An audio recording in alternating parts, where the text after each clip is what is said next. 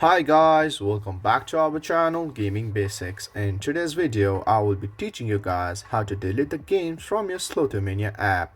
So at first, just open your phone, and as you open your phone, open the Slotomania app from wherever it is located. And guys, as you open your game, you're on this home screen as I am. So just stay at this home screen, and all you have to do is just hold the game that you want to delete from the Slotomania. And as you hold it, you can see the first option right here, delete. So all you have to do is just press on this option like this.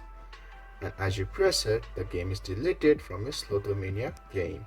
So guys, that's how to delete the games on your Slotomania app. If you find our video helpful, please leave a like and please do not forget to subscribe our channel. Also hit the bell icon to get updates with our latest videos.